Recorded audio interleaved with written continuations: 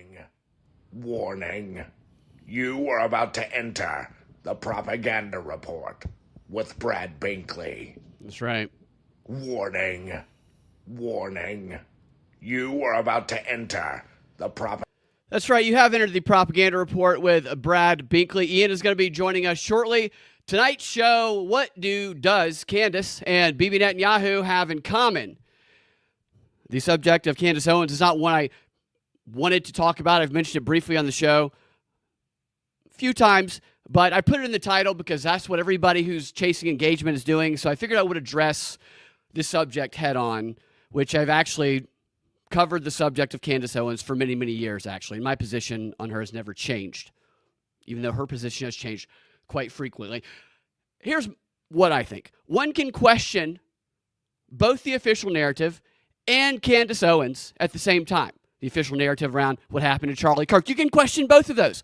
One can think that some members of TPUSA are full of it and that Candace Owens is full of it at the same time. One can think that Bibi Netanyahu is trash and that Candace Owens is trash at the same time. Candace Owens is and has always been a con artist since she's been in high school. And I've called her out for it since I first encountered her many, many years ago. I called her out for when she became the black female Republican that white dudes loved for her opportunistic grift that was disingenuous. I called her out when she latched on to Ben Shapiro's teat at the Daily Wire and was touching the wall over in Israel. And I've called her out in between, and I continue to call her out now. My position about what she does has never changed. What she does has continued to change because she is an exceptional con artist. And I deconstruct propaganda and highlight con artists on this show. And that is what I will continue to do, which is why I criticize Bibi Netanyahu, members of TPUSA, and Candace Owens, because they are all the same. And for years, I have focused on them at various points in time in this show for carrying on the grift that they all engage in. Candace Owens, however, right now has gone a bit further with what she is doing. And that's not to say that I don't agree with some of the things that she says. Con artists have to say things that their target audience agree with and identify with to prepare them to accept the grift and the lie and the direction that they pull them in, or to get them to purchase their $200 signed book from their website. That's right. $200 you can get her signed book on her website. She wouldn't be selling it for that if people weren't buying it. You can get a Freddie Freeman signed World Series baseball for less. Candace Owens is co-opting conspiracy-minded people similar to myself by stating things that we agree with to position herself and positioning herself as being under attack by an enemy common to those in the conspiratorial community, which is Israel. That's how many people perceive it. And so she can thus, using tribalism, which she accuses others of doing, which they also do, can blind people to things that might undermine their belief about a person. If you blind people with emotion and tribalism, they don't care about the underlying grift or con that might be going on. And people who eat up the Candace slop or candy slop are not just mommies and conspiracy mommies. There are people in alternative conspiracy communities, some of them, who I personally believe have not watched all of Candace's shows. I have painfully watched them because it's what I do, and she right now is the best at propaganda. She's the best at it right now. And she displays exceptional use of tactics and skills and crowd audience co-option, and she's going to destroy all of the hard-earned credibility that conspiracy-minded people and good conspiracy researchers have built up over the past, 5 years since COVID started or so. We are going to get censored hardcore because of Candace Owens. Conspiracy theorists are. That's what's going to happen. That's why her popularity is allowed. That's why she's allowed to say things as the #1 podcast, which that's not necessarily true. That was true for a brief moment in time with these podcast ratings on one of the charts. She's very popular, no doubt about that. One of the most popular in the world. That's why she's able to say the things that many of us have said for years, and we've had our videos removed, we've been demonetized, and we've been censored. They are propping her up to brand all of us like her. And I believe that if many of the people celebrating what she's doing had watched the fullness of her videos, then they wouldn't be so quick to attach themselves to her as the leader in the conspiracy community. And that's what she has become. And that is how Candace will be the reason why conspiracy theorists are censored, are discredited, and the trust will be swung back into the favor of the mainstream media, because this is all part of an operation that the World Economic Forum has been undergoing for many, many years. They even said it. We've lost the trust of the people.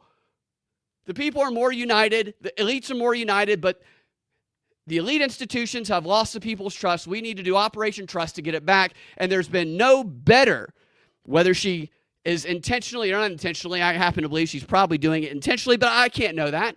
It just seems by her behavior and by her associations with her husband and with John Mappin and with all these elites and these elite institutions. It's crazy that people who are conspiracy theorists ignore that simply because she is angling and exploiting their dislike of Israel. It's blinding people. Watch all of her videos, guys. I am certainly not a Zionist. I am certainly not a celebrator of Bibi Netanyahu. I question that as hard as anything. I made jokes at Bohemian Grove about Tim Pool, about Bibi. I am none of the things that you instantly get branded as when you question Candace. I certainly question the official narrative. I make fun of Kash Patel all the time. Yet Candace has created this thing online where if you do anything but accept what she's doing, or if you act like you don't recognize what she's insinuating, and you play, she has everybody doing this game where they say, oh, she never said that, when you know good and well she insinuated. She has bots everywhere. I started looking at some of the replies that I was getting and others were getting, and when you go to the accounts, they're accounts that were just created in December, many of them, and they do nothing but say the exact same thing about Candace. That's not to say that other sides don't have bots. The internet is full of bots. Starting to believe the dead internet theory. She is here, and she's being propped up to make us all look crazy and to discredit the hard-earned credibility that conspiracy theorists have gained. You can't get mad at me now for saying that, but you will believe me later when it happens. We will be censored again when they identify and classify conspiracy theorists with hate speech, and they apply these internet rules that are being applied in England and other countries, you know, where her husband's from, and we will suffer even more when it comes to free speech than we did during the COVID times. Which brings me to the title, the question I posed in the title: what does Candace Owens and Bibi Netanyahu have in common? Well, it's very simple. They both love what Candace is doing right now. Candace is getting all the attention she loves and getting rewarded financially for it, and Bibi Netanyahu, he loves it because when speech that's classified as conspiracy hate speech starts getting cracked down on hardcore again because of Candace, guess who benefits the most from that? Benjamin Netanyahu in Israel. Because you will no longer be able to openly criticize and question Bibi Netanyahu and Israel's actions, as many have been able to do since X changed ownership. That will no longer happen once Candace's job in this position is done. She won't be the one that suffers from it. The rest of us will. She will move on to her next grift. Nobody is happier with what she is doing than Benjamin Netanyahu. If anybody is a 7K Israel shill, it's Candace. And it's more like 7 mil Israel shill if we really crack down on the numbers over the long run. So that's all I have to say about it. Not to mention John Mappin, Scientologist, and Epstein's a little bit. It's just so crazy how people who are so keen on certain things just ignore like crazy connections. It's wild to me because because it feels so satisfying to have someone with a big platform express the hate that they feel inside. So they're going to be blind to everything else. Again, I think it's because they haven't actually watched all of her shows, because I just can't imagine some of these people who I see blindly supporting her ever doing that if they realized what they were attaching themselves to. Once again, not saying she doesn't say things that I agree with sometimes. She does, but she does it for, I believe, a malicious purpose, is to destroy all of our credibility. Now let's bring Ian onto the show now that I've done that. Ian, had to get that out of the way. No, you did it, man. You got that out.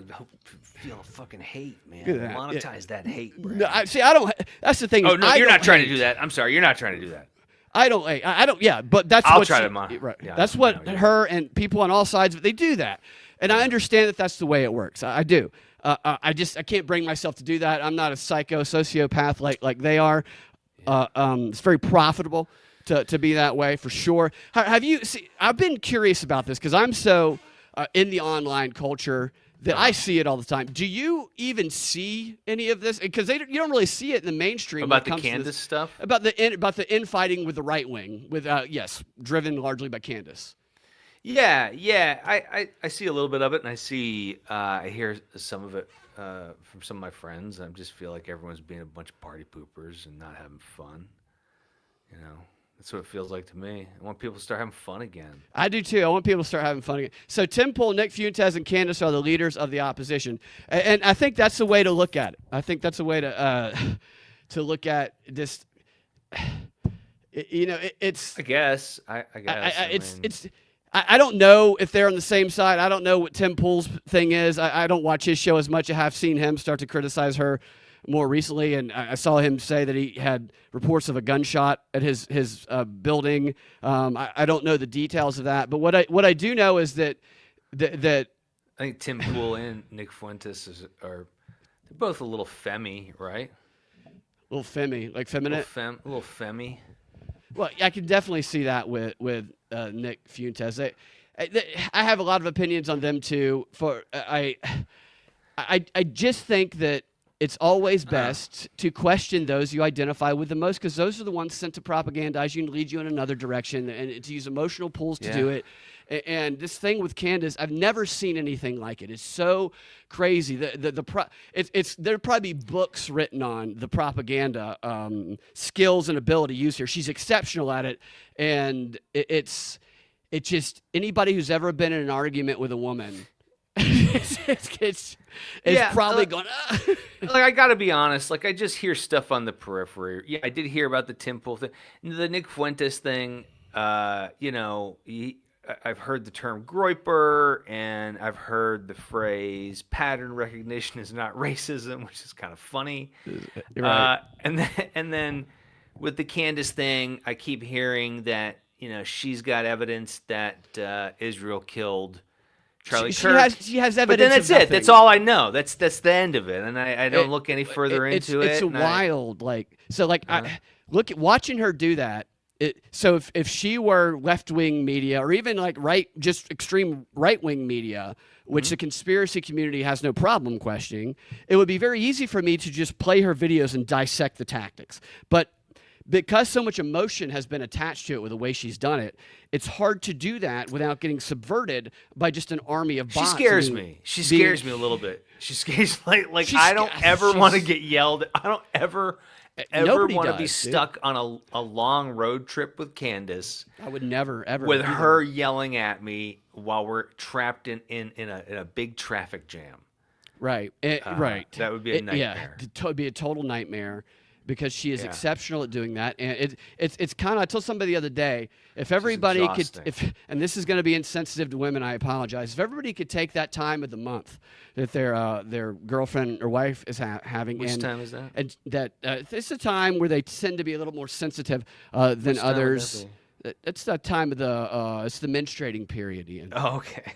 It's the menstruating period. And if they could weaponize that and do a podcast that week of the month and they could just say, here's this thing that I believe, and they could just come up with and just use, because the argumentative ability to shame people just in tone and to make connections without evidence, but make it seem as though if you question it, you're like an abusive man. It's crazy how good she does that. And so what the evidence tactic that she uses is this. Has she presented evidence of something? The one thing that she's presented evidence of that is concrete is that Charlie Kirk sent some text messages where he expressed his frustrations in one text about Israel donors. And these are all things that Charlie said in other ways publicly. So to me, that's confirming something that he said. But she has used that to be her receipt for everything.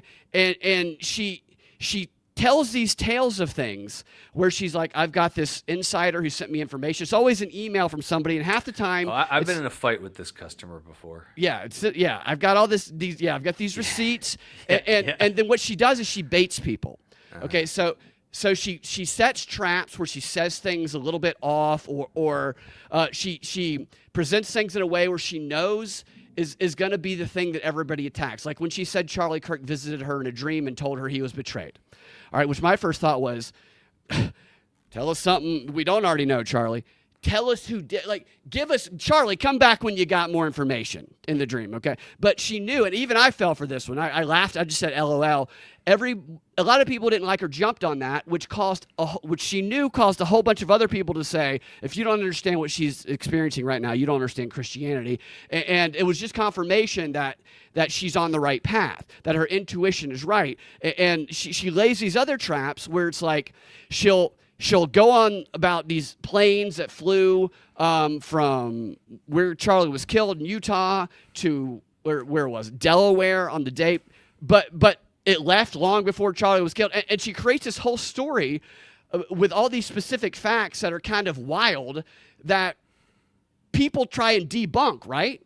And most of them you can debunk. And most of them are in fact, one time she was trying to associate this whole building with the FBI and somehow connect it to a conspiracy. And she didn't realize at the time that it was also connected to her lawyer in the McCrone case.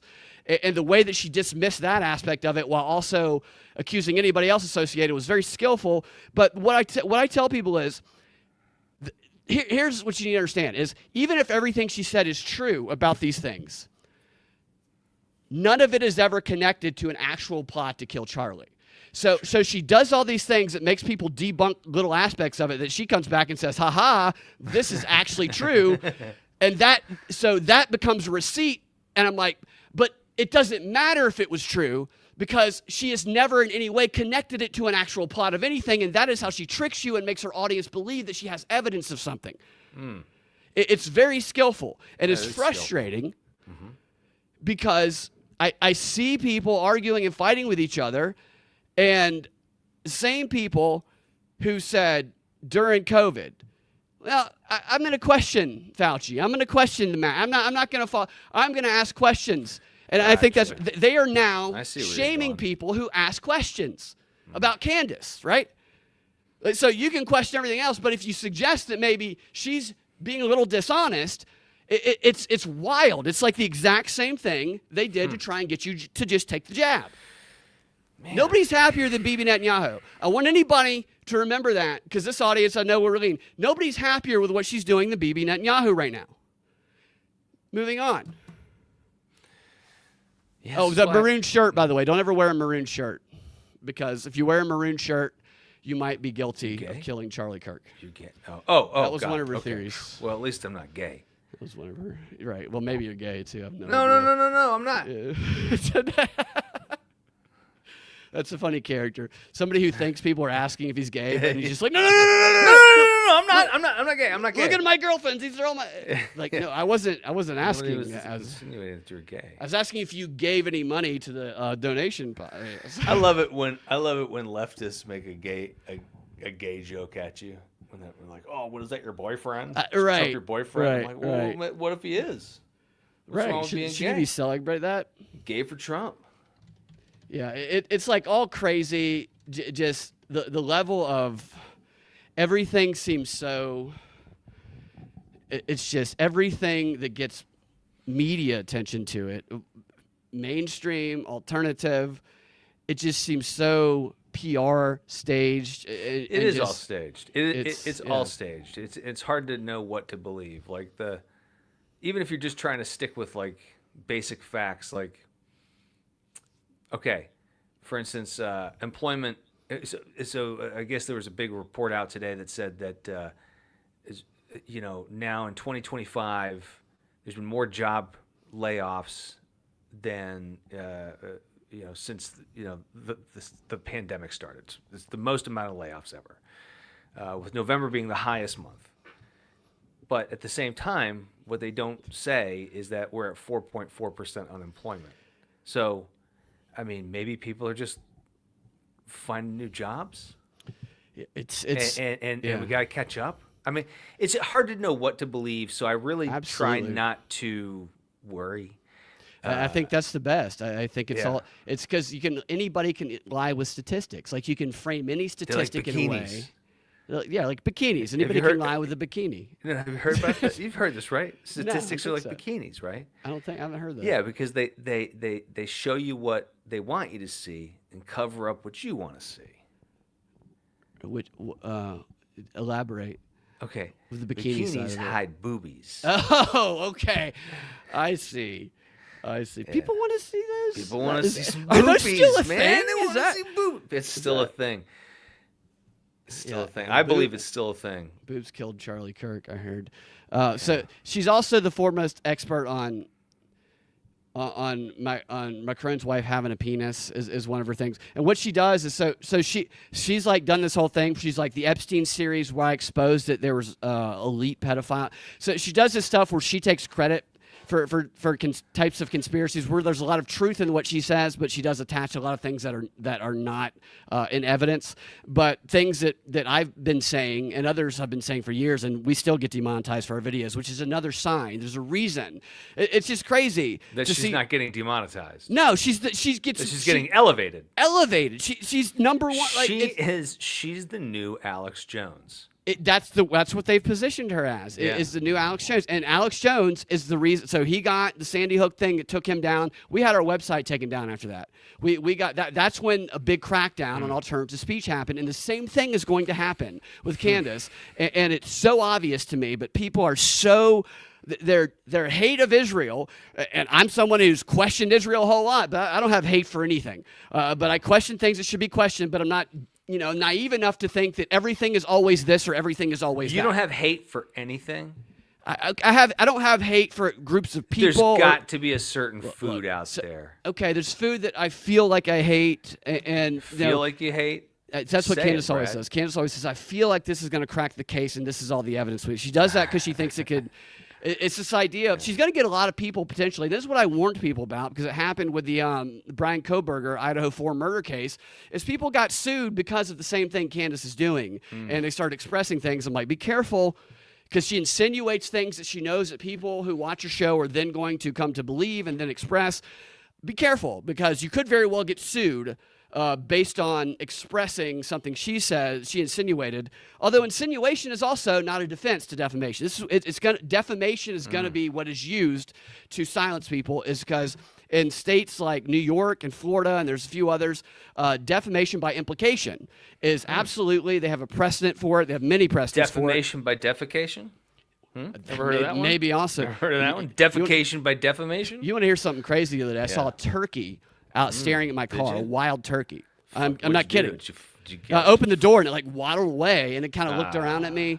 And because in my neighborhood, there's people that have chicken coops and they have goats, and I figured it was somebody's turkey that got out. And this was like a few days after Thanksgiving. Goats and chicken coops, man. Yeah. I walk my dog. More careful when I come to visit you. I walk my dog, and the goats go, "Gah!" They like scream at you when you walk your dog. It's funny. I love goats. They're adorable. They are. They have they yell at you. They're funny little creatures.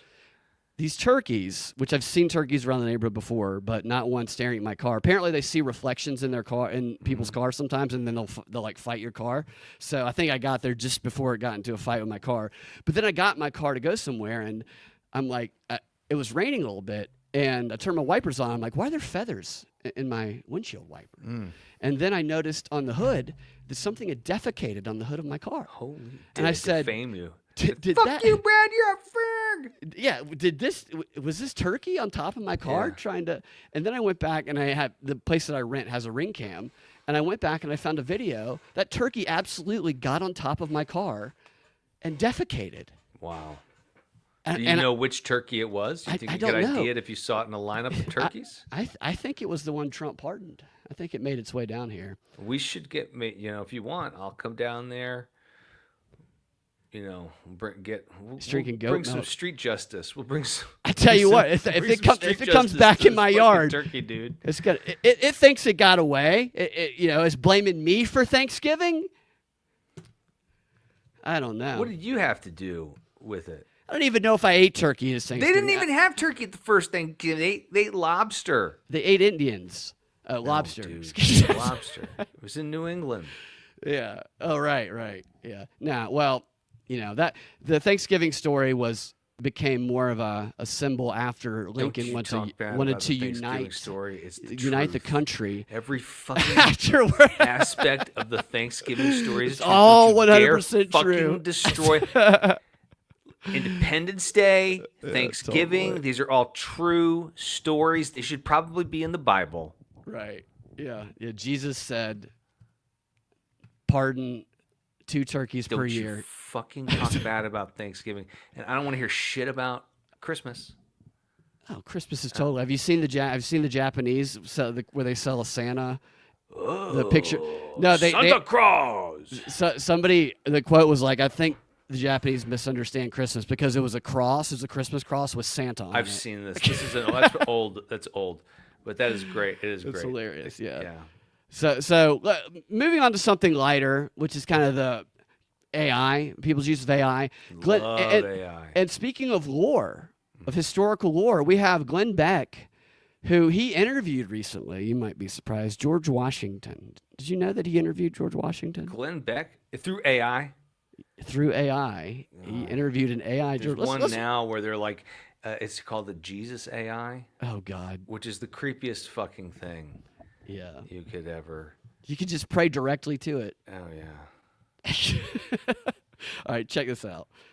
George, we have programmed a lot of information and given you a lot of information on what's going on in today's.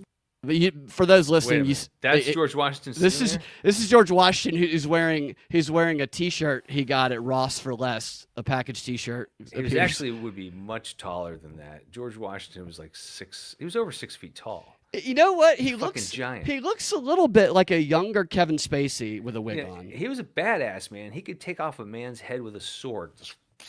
That's why people followed him, because he wasn't a good tactician. He's 6'2". Yeah. Doesn't he look a little like Kevin Spacey in the eyes? A little. He looks a little De Niro-ish. A little Kevin, a little combination, and there he is sitting there. He's adept at doing podcast. George Washingtonelli. Yeah, I'm Georgie Washingtonelli. Let's see what George has to say in this interview. And you a lot of information on what's going on in today's America. Based on your writings, the writings of the rest of the founders, what is it that you feel is the biggest problem, or where we should start to fix things? Which, by the way, we have a comment from BG about the powdered wig. Shouldn't that be a powdered wig? It's actually, he takes the powdered wig off and he has the exact same hair as the powdered wig.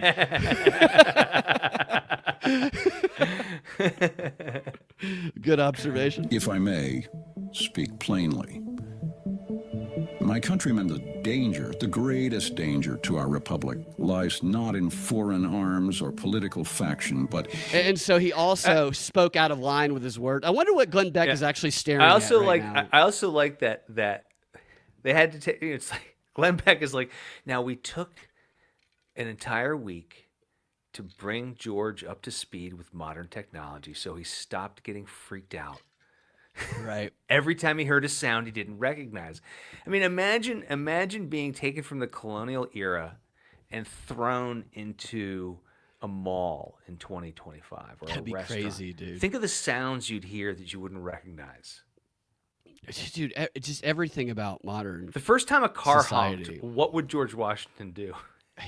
There's no telling what he'd do, dude. Yeah. He wouldn't have his people around him. He would. They don't make fun movies like Encino Man, or they should make a movie. They should make a fun movie about the founding fathers. They all get transported to 2025 to help solve a mystery, and they become podcasters. Yeah, yeah. They become conspiracy podcasters. This microphone, this AI microphone, is weird. You're right. Is this even a real microphone? It's just. I love that they made it 2D. It's the only. It looks completely flat. It's like it's terrible. Like, what's crazy is, let's say we fast forward.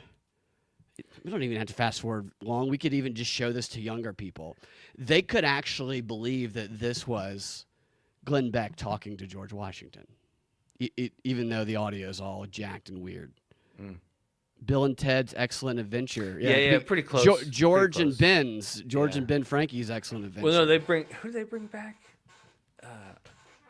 They brought Napoleon. Why is my hand deformed? He says. Yeah. Why do I have 4 fingers?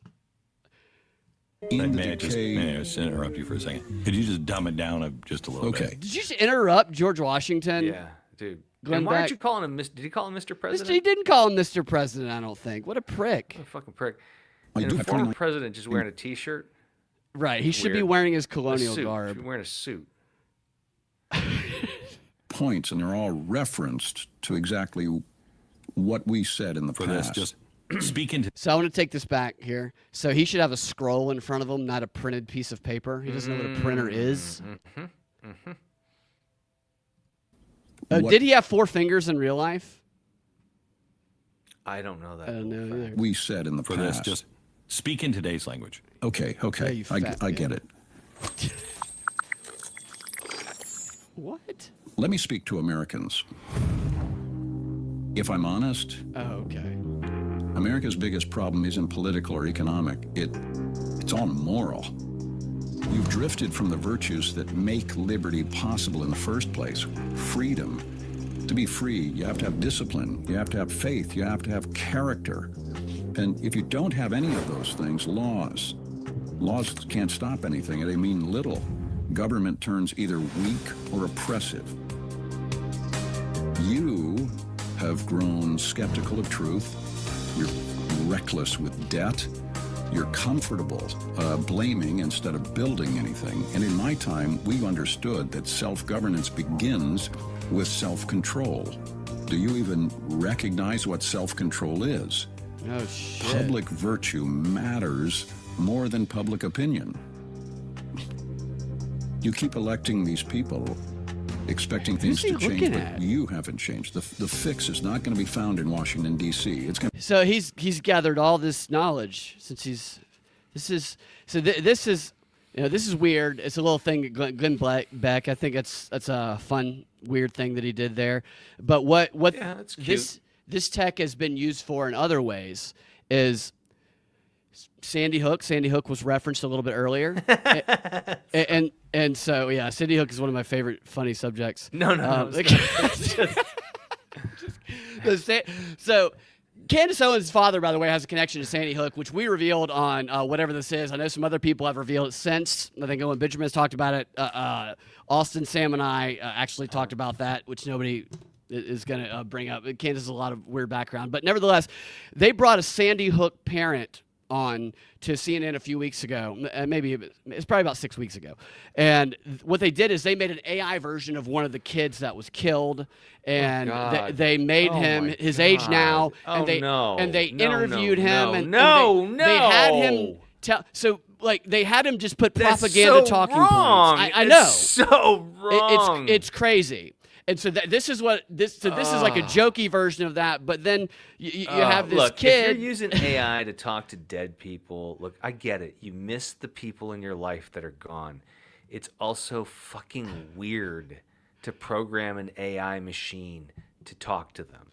And I imagine the paycheck that they got. It can't be good. Right. It can't be good. And Zach says, crazy how he says exactly what Glenn Beck would say. That's what I was laughing at, not the Sandy Hook and thing. so that's a great point because you can put your words in the mouth of someone who is more credible or believable to audiences, which is exactly what propaganda is. Yeah. Now they have AI to do that. They have Candace Owens. They have a mouthpiece of TPUSA, Benjamin Netanyahu, to reach other groups. I mean, read Edward Bernays' book, Propaganda, Crystallizing Public Opinion. He talks about this explicitly, written 100 years ago, and now you have AI where they're attempting to kind of play with that. Very interesting. Candace should interview AI Adam Lanza to get to the bottom of it. I think that's a great idea. He's aged, of course. He's a few years older and wiser. He's reflected on what he did. He's 10 years older now. He's like, I was stupid when I was young. It's on those SSRIs. All right, so we have that, and then we have this. Apparently AI is also putting sketch artists out of work. Please, sketch artist. Because now, have you seen this AI-generated man? Please swap suspect sketches for AI. I don't know who this guy is, but he looks like he's AI to me. Honestly, looks a little AI-ish. But the article is, late November shooting in Phoenix suburb, police released an apparent mugshot of their suspect, a middle-aged man wearing a hoodie and a beanie with a goatee, and appealed to the public for tips. It came with a warning. This AI-generated image is based on victim witness statements and does not depict a real person. So can you find this picture of not a real person? Now, this is a very generic white guy with a goatee, wouldn't you say? Yeah, I would say that that's a completely created It's fake Tim Pool. AI image.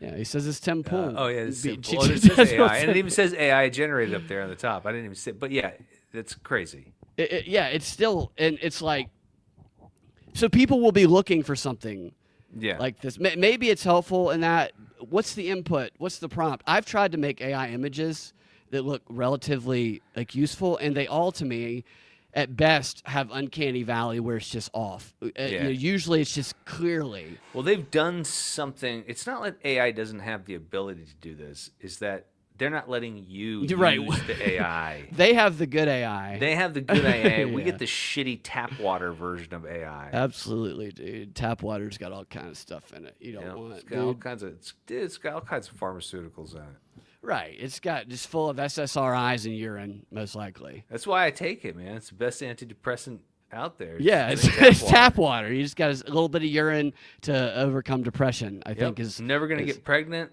Wow. Don't say that. I believe in you. Dude, I don't think I'm ever going to get pregnant. I've been trying. Yeah, but I know. I believe in you. I think we should start like a give, send, go. Maybe we could pay some people that are the most fertile. Pay some people to let me carry their baby. Yeah, right. Because anybody can carry a baby. It's 2025, and I'm always like, don't let anybody tell you what you can't do. One thing that Candace actually did, kind of in that same vein, is today, and she's done this a number of times. And this is another thing that bothered me about her is she puts people's pictures on her screen and she makes them look like mugshots. And many of those people that she's done this, and this is why I say that I don't think a lot of people watched her full videos, because she puts local citizens in Orem who very clearly are not connected to anything, and she puts their photos on screen and insinuates that they had something to do with a conspiracy to murder Charlie. These people then get harassed because she sends her army of people to find out, and their information gets doxxed. And I don't like that. I didn't like that with the Idaho 4. Same thing happened with Idaho 4, led to lawsuits.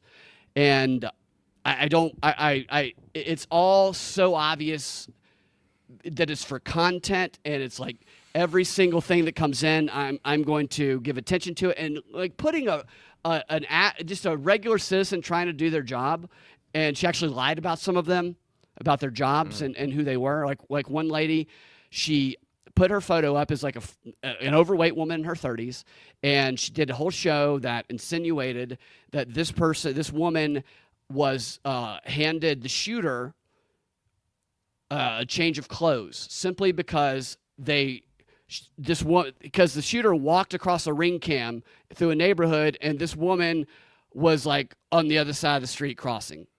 And so she said, I want to know who this woman is. She got a bunch of tips who sent information telling her who this woman was.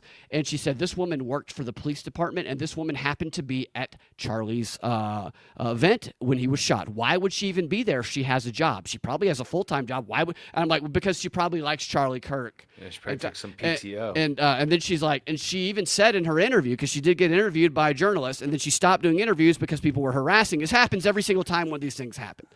Is anybody who does an interview then gets harassed by people like Candace, and there was a whole bunch of other online YouTubers. One of these guys who, for the Idaho 4, he was in prison for 10 years for being a con artist, gets out of prison, goes to Moscow, Idaho, to cover the to investigate. He talked like this: that killing of those 4 college students.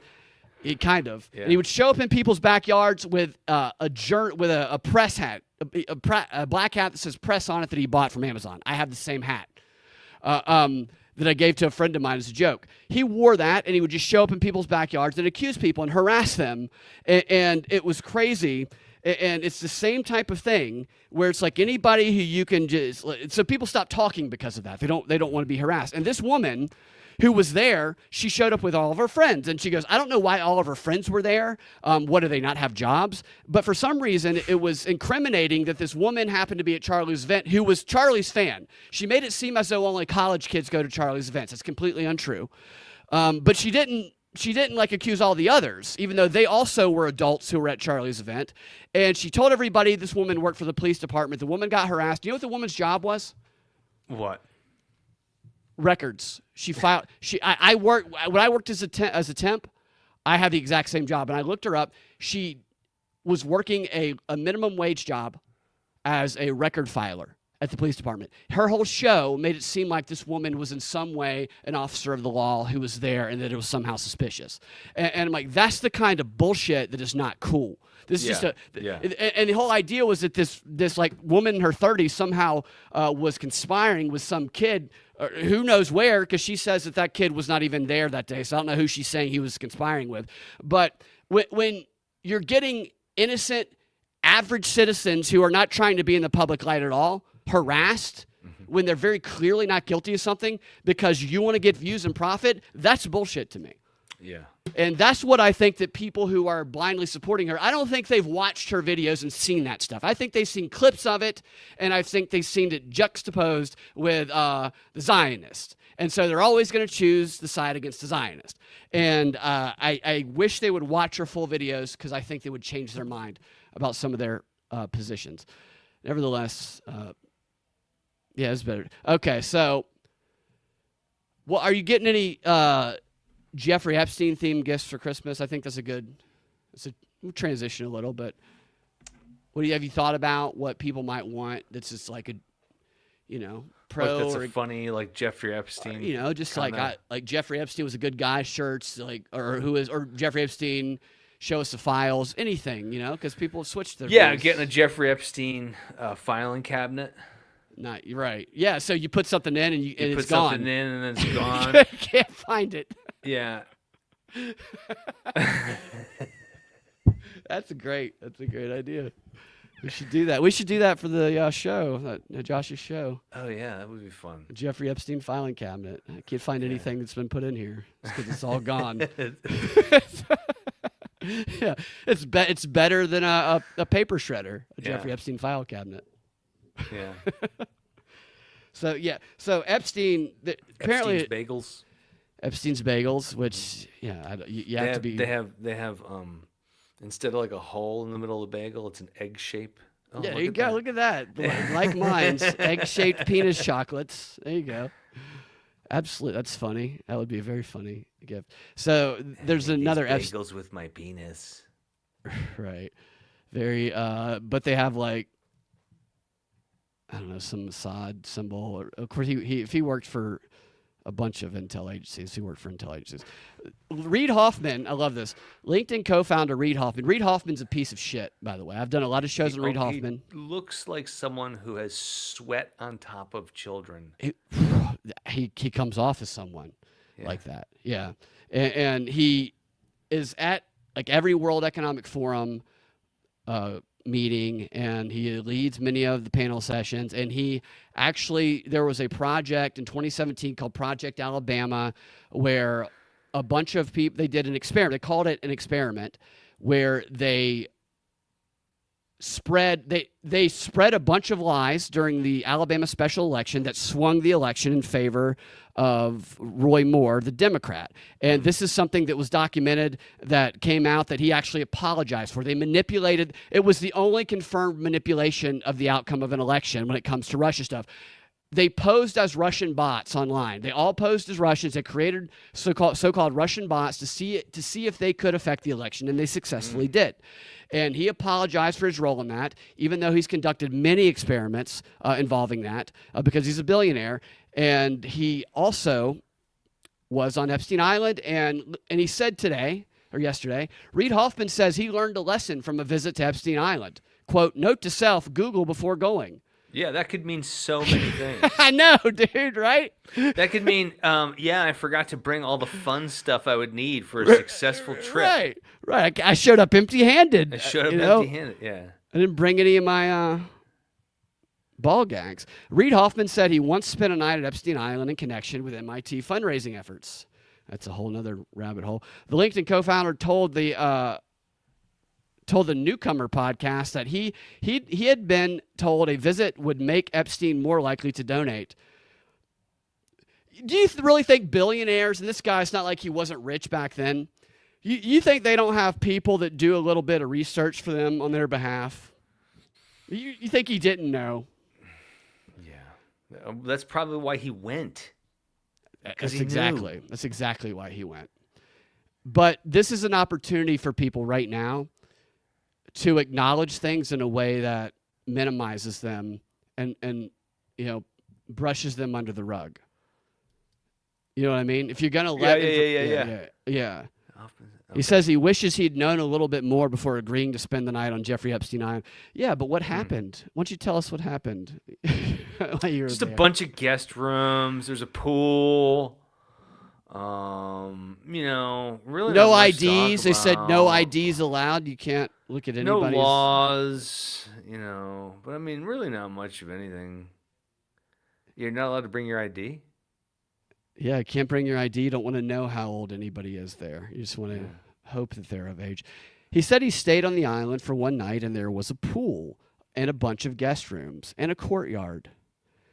He has maintained that has only interacted with Epstein, whose 2009 death while awaiting trial for sex trafficking charges. He only interacted him through his fundraising at the MIT lab. He's so innocent. He's kind of going through the network trying to meet people and so forth. That is true. It's definitely true. He says, I went and kind of made a, very public apology because it was like, okay, I realized this, and I'd already at that point had ramped down connection with him, right? To like no meetings and all the rest of the stuff under any context, Hoffman said in the podcast. And I think he still would drop me an email every so often and say, hey, can we get on the phone? I say, oh, maybe sometime, which is, code for never, right? Do we just accept that as code for never? Yeah. I like that little part there. If you're an evasive little pussy. Right. You could say, stop emailing me, you sick. You sick fuck. Freak. Right. But he has to speak in code because he wants to be friendly. But they can release this stuff because of Trump. Because it's easy because Trump doesn't want to be associated with them. And look, the way Trump has handled all this, I disagree with. But still, from what I've seen, there's questions that you can ask. But the victims some of them were there. They speak favorably about Trump, which is why it's confusing his reaction sometimes. Some people say he's protecting other people in the administration. I've never been of the belief that any actual evidence that's going to be damning or have any impact on anybody who's in power is going to come out, because that kind of information is more useful as blackmail to whoever is holding it. And I think that probably all people in positions of power operate in blackmail. But nevertheless, there's a window for people like Hoffman to kind of be like, hey, I'm just like Trump. And I think that's kind of what this is. I wish I wouldn't associate. You getting texts from a chick, dude? Yeah. All right. Speaking of that, we'll do a few more things and we'll get out of here. Yeah. Have you seen any of these Waymo cars? I saw one clip of a Waymo driving people. Is this the one you're going to show me? The driving through the crowd, like thing? Yeah, it says driving through the standoff. That's what it says. Yeah. Yeah, let's watch that.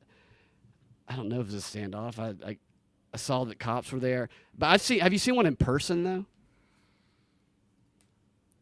though? No. They're all over Atlanta. Are they really? Yeah. They're all. So there's the Waymos. And I don't go in down to the city no more, Brad. Very rarely. It's crazy. They're everywhere. They're like you pull up to a red light and there's one sitting there with nobody inside of it. And then on the side of the street you have the food robots. Mm-hmm. Well, they deliver food all over Georgia Tech campus. You know what people are doing to those now as a joke? Fucking them. Well, yeah, I mean, obviously, they're very sexy. Yeah. They're putting they're putting their doggy defecation bags on them, like a turkey does on top of my car. People are sitting their doggy bags on them, which I have to say, it's not cool to the person who ordered food from it. Well, look, you also ordered food from a food robot. Right. Right. It's probably only something a 20-something's doing. Yeah. No one over the age of 21 is ordering food from a fucking robot. I don't think so. There is the on Buford Highway though. There is a sushi restaurant with a robot waiter. That's kind of really fun. Yeah, it's kind of fun. You've gone there? Mm-hmm. What's it like? A little robot waiter that takes your order, and there's a little, and then your booth is right next to a conveyor belt that your order comes down. It's similar to, there was a place in L.A. Called Yay Sushi or something like that, and you sat around this conveyor belt of sushi that would go by, and there would be special order stuff, but then they would just put stuff up there, and it was $5 a plate, and then they would just count your plates when you were done eating. Really? That was great. I'm sure it's probably $10. Did you get its number? Yeah. Yeah. Because look, they're making these robots that are supposed to be like, they're supposed to have other jobs, as though people aren't just going to turn them into sex robots, because people that have jobs have sex. The robot explosion will happen as soon as we can fuck it. Right. And what brought online that's payments, the first question people ask. Online credit card purchases. Where's the pussy on this thing? Right. But online credit card purchasing technology was built by the porn and pizza industry. Yeah, right. Which those work together because you cut the hole in the bottom of the pizza box. You get done baiting. That's what they... It's crazy. It's true because people are going to be like, look, they're going to be sitting down with their sex robot and be like, it's time you get a job. I see these other robots delivering food at restaurants. All you do is lay around and you get this D, right? Okay, Yeah. Like you need to get a job, and it's they're going to be working at restaurants and delivering food. I think they should just make those food robots a little sexier. And here's the Waymo video I was talking about. Fucking Waymo. So loud. Oh my god. Oh my god. Where was this? In LA? I'm not sure. What the fuck is that Waymo doing?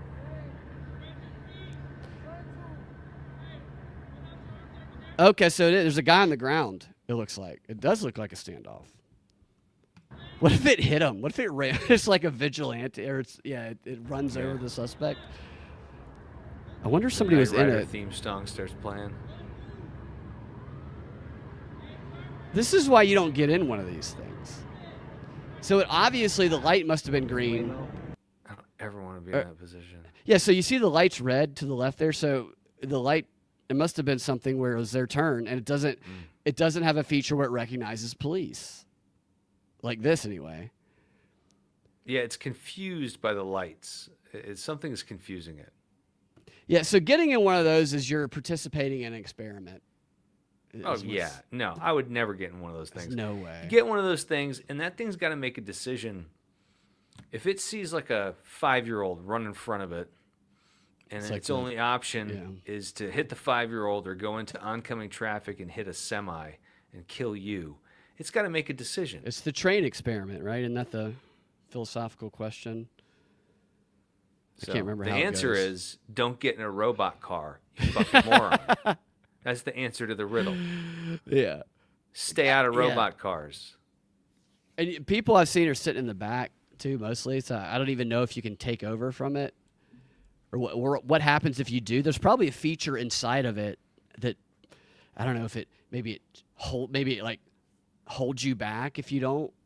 It probably makes you buckle up, and if you try and lunge for the steering wheel, buckle up, shithead. Right? It has an intimidating voice, and it tightens your seatbelt, and then it probably puts a bag over your head. Yeah, it suffocates you. Right, and then it takes you to a construction site where it has one of those food all the other robots. Waymos. Fuck you. All right, they rape you, and then the food robots bury you. Yeah. And they're like, I don't know what happened to that. Just don't get in a Waymo. Not yet. Yeah, don't get in a Waymo. Let them do the experiments. And okay. All right. So I know you got to go. You got a couple more minutes left. I got to get going. Let's do pretty one soon. thing that I think is pretty funny. Now these are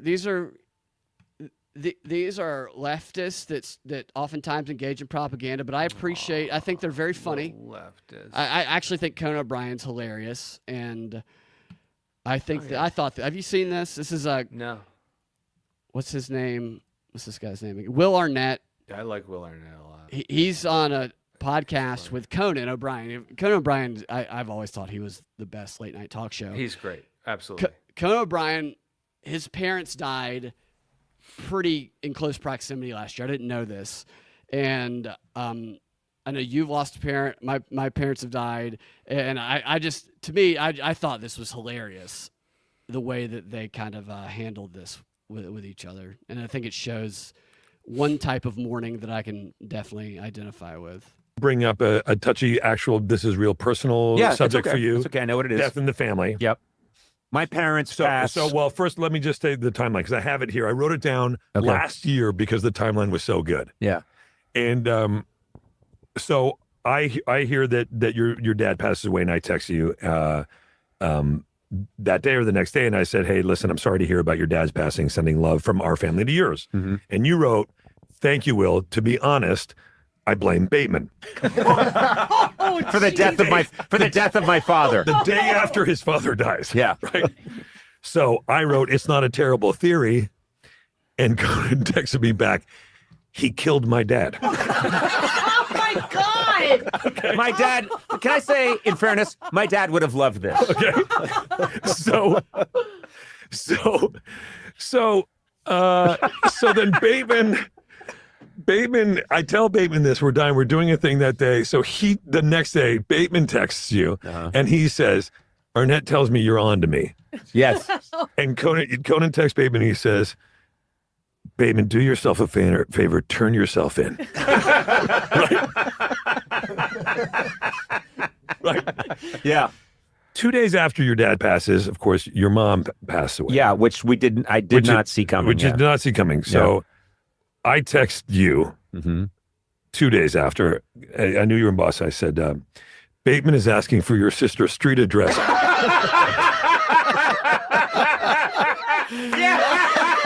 Yes. Oh, okay to give. Yeah. And you were busy that weekend. And like a day and a half later, you texted back, just seeing this now. Fantastic. 625 Boylston Street, apartment 12C. Tell Bateman to make it look like a robbery. Oh my God! You know what's weird? I swear to God, this is how I grieve. I know. Everyone has their way. Bring up. That cracked me up. It's very funny. Yeah. So, I don't know. I thought that was something we could end on a lighter note. Yeah, man. It's Christmas time. Yeah. Any closing thoughts? Nothing positive, dude. Just talk about death. Nothing positive?